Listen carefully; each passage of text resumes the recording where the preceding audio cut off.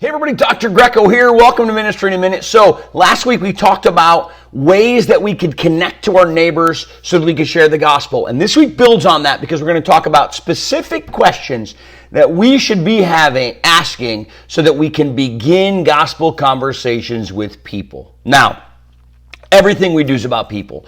Everything we do is about the gospel, and the gospel is about people. So this is our goal, connecting with people, but then going a step further and engaging with people and doing ministry with people. And today I want to start at the beginning. As a gospel-centered conversation, one of the first things we should ask people is quite simply, are you saved?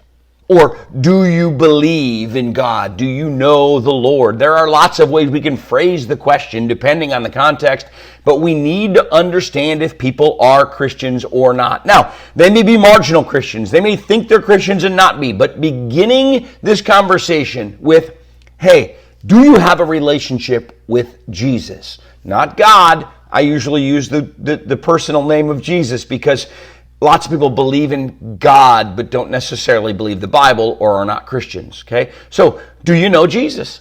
Listen, in the book of Acts, in chapter 26, Paul is being taken from Jerusalem to Rome. And on his way, he visits Felix, and then Felix calls Festus, and then Festus brings in King Agrippa, and Paul testifies to all these people.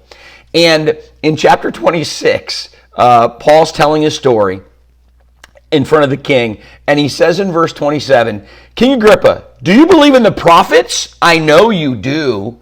Paul is baiting him. He's basically asking him, do you believe in God? And King Agrippa responds to Paul, do you think that in such a short time you can persuade me to be a Christian? And Paul says, short time or long, I pray to God that not only you, but all who are listening to me today may become what I am, meaning a Christian, except for these chains, Paul says. Okay? Paul begins nearly every conversation, or works into the end of his initial conversation, an invitation, or at least a question about, do you believe in God? Are you saved? Do you know Jesus? We have to find out where people are before we can then begin to build them up. So, this is what we're going to talk about today. This week, questions we should ask. The first one, do you know the Lord?